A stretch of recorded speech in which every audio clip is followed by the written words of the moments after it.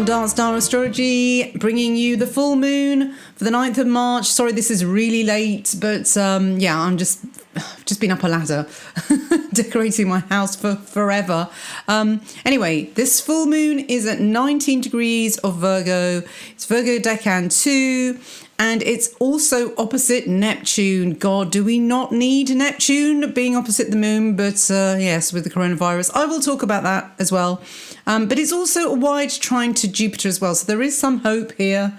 But the moon in Decan 2 of Virgo is a very extreme position for the full moon, where there seems to be no grey area at all. Either this energy is that of a sinner or a saint, and it can equally swing from one to the other within the same day. The sadomasochistic tendency here is really strong, where any pain in our lives is a theme for good or for ill. So those touched by this full moon could become an empathic nurse or the torturer, but much depends on the consciousness of the soul involved. So be very careful that you stay as conscious as you can for the next 2 weeks. For those who use drugs or alcohol excessively during this time will lay themselves open to being possessed by the sort of demons who enjoy inflicting pain on others. I think also then you fall prey to the whole fear porn of the coronavirus as well. So yeah, you just don't need any more fear on top of the chaos that's being really erupted and stoked up, I think. On the positive side, this period is very useful for artisans and craftspersons, for it enables them to produce very fine and detailed works. The precision and perfectionist traits are best used with styles that require the intricate and delicate operation of tools like lace making, etching, or fine jewellery making. This full moon will allow us to weave our heart and soul into any of our creations, so much so that we could take it very personally if anyone should insult what we produce at this time.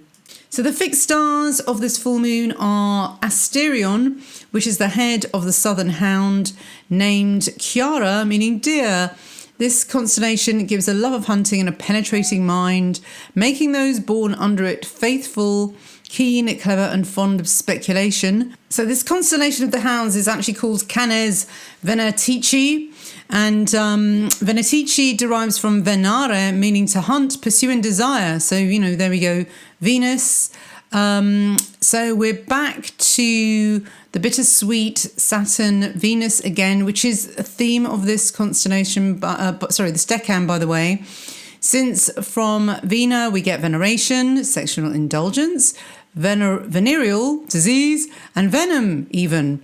So Venus as Inanna and Ereshkigal, love and war, and a female dog is a bitch. So the point I'm trying to make is that with Saturn Venus stars, love does hurt, and it's supposed to. Virgo Decan 2 doesn't feel alive if it doesn't. And Asterion, which is the name of the southern hound, which is where this moon is, means starry. So there is a bright side. And at some point, these tragic stalkers do come out of the shadows with a very coveted prize. So that's the kind of part of the story of this decan as well. So this isn't such a great star, I mean, as in a big star or an important star, but, it adds to the flavour of this full moon. Venus, what is Venus doing during this moon? It is actually in Taurus, conjunct Uranus. Okay, so it is kind of unexpected love out of the blue as well. So that's very kind of like hunting and pursuing, but also, just be careful as well, because it is that kind of indulgent side that can come up when you go for loves that come from nowhere, especially if it's sort of online. So yes, the other star is Delta Vela, which falls in the sails of the ship Argo Navis, which has since been broken up into 3 constellations. Vela comes from velum, a sail or veil. To take the veil actually means to become a nun or become sequestered behind a veil, sectioned off from the rest of society. And Isis first invented sails for while seeking her son Harpocrates. She sailed on a ship. The saying, to lift the veil of Isis, means to reveal a great secret. So this is kind of interesting. This brings us to the decan's ability to tap into other dimensions and thereby access the occult, that which is hidden. Isis was an honorary Virgo decan too, travelling far and wide, devotedly piecing together the parts of her poor, butchered husband. So this goddess of resurrection breathed new life into Osiris's missing but reconstituted phallus. So in other words, really, these are the sort of people who can't resist fixing broken souls as well. So that's another theme that comes up at this full moon. It does fit very well with Virgo generally, and also the kind of victim saviour opposition. But not only that, the full moon is opposite Neptune as well, which is another energy that can go towards pathological, I keep thinking narcissism, but it's not. It's pathological altruism. That's the word. I guess both of them are pathological in some sense. But anyway, so it is one of the most sensitive and compassionate aspects, but sometimes its idealism can be misplaced, unrealistic and impractical. Day-to-day existence can be a struggle coping with the nebulous and surreal energy of Neptune. We may feel like we're forever walking through a Dali painting. Also addictions, especially alcoholism, are a very obvious danger at this full moon. We're very sensitive to the environment. Again, this is porous. This is boundary setting. And so some of us might be just turning to self-medication to numb the pain. Now, it can actually cause, this is the meaning of the aspect. And this is unrelated to the situation that we find ourselves at the moment, but this is what I wrote for it. It said, can cause the demonization of someone as being poisonous to the environment. So, as we are in the middle of a world pandemic, this opposition is even more poignant, and it's a sort of aspect that can cause a lot of panic. So, now, I think the elites or whoever want to cause disruption and fear know what they're doing. They're doing it around this kind of moon, with Neptune being triggered. And Neptune being in Pisces makes this aspect even more about blurred boundaries and describes very well a droplet virus which is difficult to contain. Now, again, I will go into this. Let me just finish this moon first. I'll do that in my rant. So the second phase of Virgo is described as such: a man of beautiful colour, dressed in leather, and upon the vestment of leather another vestment of iron. This is a face of petition, of desires, and of wealth, of tribute, and the denying of things that are just. And that's it, really. So my summary for the moon part is we're just continuing with the similar patterns from the last full moon, the new moon in Pisces. So we can sort of see this as a part two. The Virgo-Pisces axis plays out, the victim-savior polarity, as I said. If one is feeling a victim of their own emotions, then grab a paintbrush.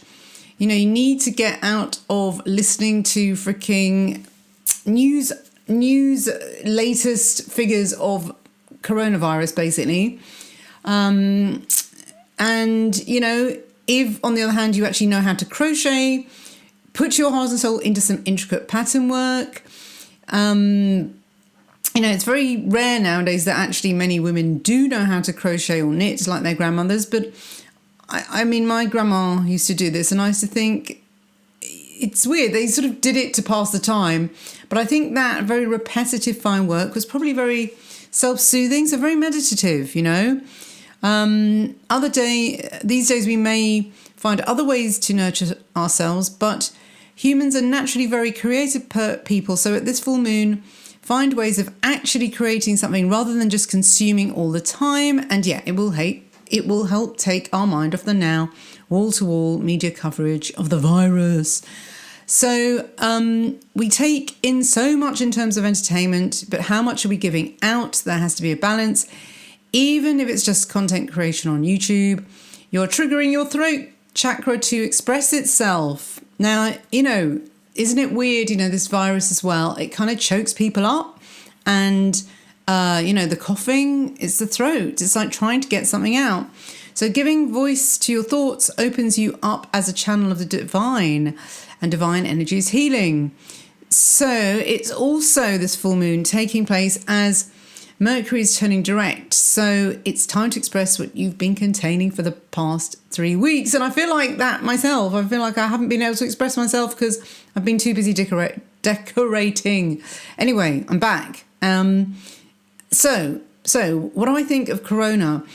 I went through some stages, and I'm really glad I got out of the negative fear spiral because it was getting ridiculous. I'm someone who's a bit of a hypochondriac anyway, and I'm very into sort of healing, and I'm very into sort of detoxing and things like that. So obviously when this comes along, I just thought, oh, Jesus Christ, do I need this now on top of, I just healed my whole thing with the acid reflux, and then this comes along. So I just thought, okay, deep breath here. I did do the first, I did buy the, what are they called? The antibacterial wipes, and then I was on my daughter about, use antibacterial wipes, don't forget to wash your hands, blah, blah, blah, blah, blah. And then I thought, hang on a minute. I just think it's too much now. And I don't know if I can, I wonder if this is fake news, because I don't trust fake news at the best of times, or the media at the best of times. So why am I believing this? So now I'm thinking, isn't the timing really weird? And also, where is it happening the most, and where isn't it happening as well? And you have to look at this in an esoteric way, I guess, symbolic way, because look, why has Italy got it the worst? First of all, that I find very strange in Europe, outside of China.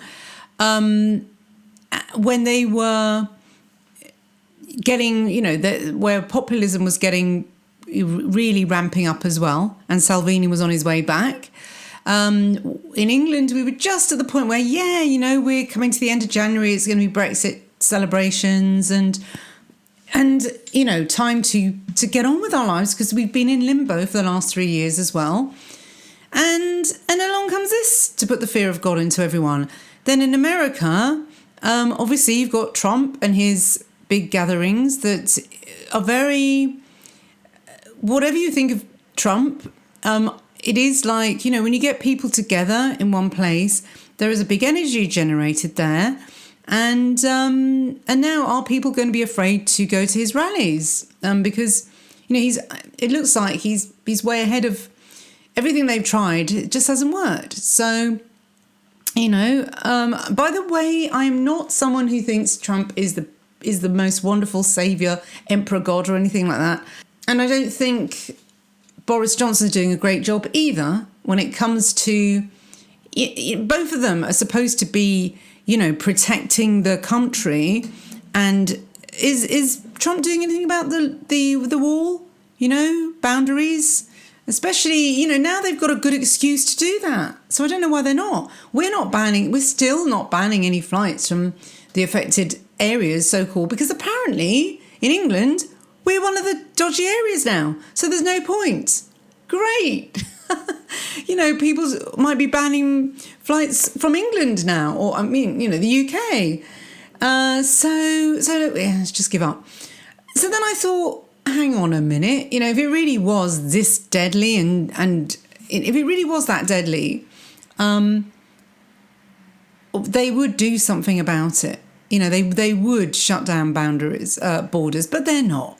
Either that, or they deliberately want to infect us all. But I don't want to think of that. I just don't want to. It's just too much for my head to worry about. So my theory now is that, how do we know that the death rate... the death rate from flu is 0.1%. They're saying this virus is between 3 and 4 now.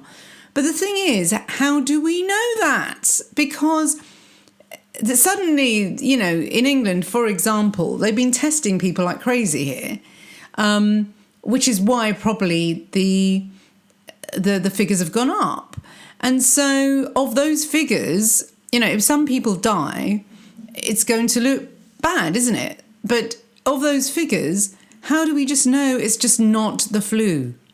How do we know this? How do we know that out of the people who get tested and then it's like, oh, you've got the coronavirus? And how do we know that all the people who just get normal flu, that they didn't have the coronavirus ages ago? How do we know that this hasn't been going on for months anyway? How do we know that this hasn't been going on since last year? I don't trust it. I just don't. So because we don't know, there's no point in worrying about it anymore. And all we have to do, this is a lesson in keeping healthy and getting a grip on panic, And then also, if you look in the world where it's prevalent, it's all the places where borders are not very strong. And let me have a look. Let me just have a look at the latest figures. As in March the 6th, I'm doing this. Okay, I just Googled coronavirus latest and it's got SOS alert in red, COVID-19. Now, why is it suddenly, it started off with as it being coronavirus and now it's suddenly COVID-19, which just looks more scary somehow. I don't know why. COVID, what is that word? It sounds like a bird of prey. Yes, it's corvid. Corvid, modern Latin, corvus, coming from the crow, And we all know that crows can be tricksters, don't we? And we know that good old Bojo, Boris Johnson, has COVID rising, Al-Garab, the crow. All he's been doing is saying, oh, it's all right, just wash your hands saying happy birthday twice. Anyway. So yeah, they are obviously trying to put the fear of God into us all.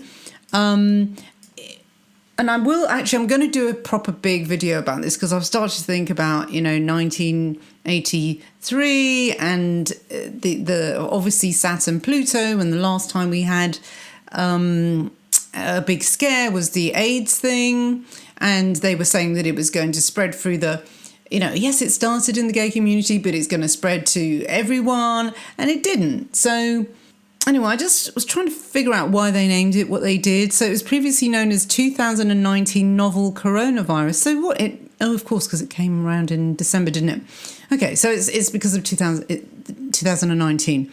But what's the COVID bit? Anyway, well, if someone knows, let me know. So yeah, when I tap it in Google, you get all the Guardian stories. Anyway, so I think the best thing to look up is Worldometer, which has all the cases. So we now have 100,000, deaths 3,400, recovered 55,000. So, at the moment it's half. But again, how do we know? I don't know how they know. So looking at country by country, I'm more interested in the places where it isn't, where it are very, very low. When you look at, how come Russia, where's Russia? It's only got, it's gone up. It was only, the last time I saw it, we only had 2. Now it's got 13. But you can kind of see that after Iran and Italy, Germany, there's a lot of freedom of movement there. France, Spain, Japan, USA, Switzerland, and then UK. That's in order. But as you go down, I was very interested to see that places where borders are pretty tight, like Poland and Eastern Europe. Poland's only got 1. So I don't know. I don't know whether it's to do with a country's kind of immunity. And when I say immunity, I kind of mean, how strong its borders are, really. Because, borders are a metaphor really for your own immune system, who you're letting in and out. So, I just think it's crazy to say that no matter what they say, I know maybe I'm contradicting myself saying, it's exaggerated, but at the same time, this is what annoys me. It's like they're building it up to be this kind of, they may be saying, don't worry. And then they are putting visuals out that are scary looking. People walking around in those suits and masks are scary. And the photos of people on the underground, they pick the most scary looking ones with people's faces looking really, they don't have people smiling or anything. They're like just looking really scared. And then they're saying, oh, no, but we're still going to let people in. We're not going to cancel flights and place any flight restrictions on people coming from northern Italy. Because I listened to this talk radio, and this telling guy rang up and he said, you see, that's the thing. If they actually recognise this as something serious now, then people would be able to cancel holidays and get their money back. But because it's not, it's not seen as an emergency or whatever, they can't. So he booked this skiing holiday in northern Italy, and he can't cancel it. He won't get his money back. So he goes, so I don't, what are people going to do? Are they going to? He goes, it's my only holiday this year. Am I going to go? And then when I come back, I've got to be in quarantine for 14 days, which isn't enough anyway. And another thing, quarantine, quarantine is not 14 days, it's 40, which is 40. 40 days is quarantine. 40. So, and that must be for a reason. Anyway, so they're going to let people go to these high risk areas still, and then they come back bringing it in. So if they're saying, oh, it's too late to, it's like closing the door after the horse has bolted. No, it's not. You can see clearly that places where they have strict border controls, like I think Australia seems to be, they are much nearer to the epicenter of it, aren't they? And yet they have much less than the Northern Hemisphere. They've got 60 and no new cases. I don't know. The population of Australia is probably not that big, though. Anyway, okay. I think I've gone on about it enough. But yeah. So I don't know what we can believe. It seems strange. But I think this is a lesson in limiting listening to the news, because now it's just a case of every day there's more figures and more panic and more worry. And so, yeah, and also, the announcement that they're going to put back the James Bond premiere as well till November. So what, is this going to go on for 6 months? Then you just think, you know what? All you can do is just look after your health and think of it as it being flu. Do we worry about flu when it happens? No. And I really do think this is suspect. Anyway, you can't have it both ways. You can't say that this is something dangerous and cause all the fear in the media, and yet they are this is the thing. They are banning people talking about it. They're demonetizing people talking about it on YouTube. It'd be interesting to see if this video gets demonetized, by the way. And yet the mainstream media are allowed to really talk about it and ramp up the panic. And so they're allowed to report on it, but no one else is.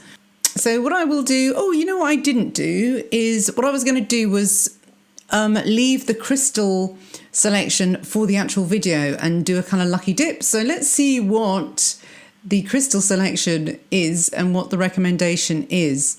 Okay, well, I landed on rhodonite, which is nice because it kind of matches the colour scheme of this moon. So it's pink or red, and it is an emotional balancer that nurtures love and encourages the brotherhood of humanity. Oh, this is, by the way, the Crystal Bible. So I've just kind of leafed through this and just put my finger on a random page. Useful first aid stone, heals emotional shock and panic. That's what we need. Supportive energy to the soul during the process, extremely beneficial in cases of emotional self-destruction, codependency and abuse. You see, codependency is having your mood depend on outside influences like, influenza, the media as well. It also balances, integrates physical and mental energies, builds up confidence and alleviates confusion. That's what we need at the moment. Promotes remaining calm in dangerous or upsetting situations. So we just need to, I think, just switch off from this news. I think it's very suspect timing. I think people are waking up. I think that's what it is. And I think this has been brought to either it's a psyop or it's, I don't think this is an accident. I don't think this is a natural development, because I would have thought that if it was, I think I said in one of my previous, at the beginning of this thing, where I thought it was going to, just fizzle out, that it may be just nature correcting itself and making us strengthen our borders, and it would help maybe stop this insane kind of like, movement of people. But no, it's almost like they want this to infect as many people as possible, but it's infection in terms of the mind virus, that's what it is. I think fear is the virus. That's what it is. And that's what the Saturn Pluto is. So, because fear, we know that fear, it does lower your immunity. So, it's a vicious circle. So anyway, try and forget about it. I know I brought it up as a subject, but I promise now this will be the last moon that I talk about it, because I don't want to keep, I don't want to give it too much energy. I do want to look at it in terms of, maybe if I have time, go back to Saturn Pluto, because there's something very interesting about that, and see if I can see some kind of pattern as it being used as a psyop, which in that case can give us a feeling of freedom, that you can't control a bacteria. It's impossible. You can't see it, but you can control your mind and your reaction to it and your own personal boundaries. That's something you can control. So I think that's the lesson we have to learn. Oh, and there was also another thing I wanted to bring up, and I hope it's not adding to the sort of fear-mongering, but it's nice to know that you've got something that you can strengthen your immune system with.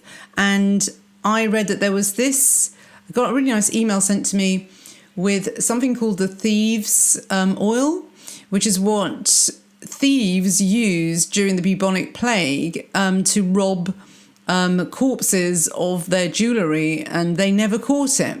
And then this was passed on to doctors as well. And what they did was they put herbs inside their little mask things, the plague mask thing that they used to wear.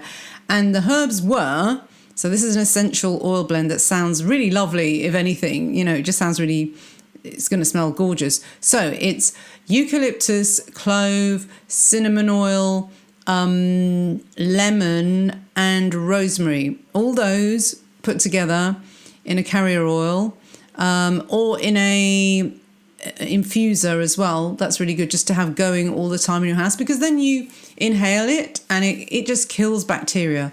So you just want to kill these parasites. That's it. Strong immunity is the defense. That's all it is. Strong immunity. Don't fall. Don't think this is a war. This is a psychological war, and I'm confident that anyone with strong boundaries will get through it. And that's it. That's all it boils down to. And so get hold of those oils, and it can't do any harm. And they'll cheer you up with a lovely smell, with a lovely perfume. So there you go. Okay, so that brings me to the end. All the best. Thanks for listening. Bye-bye.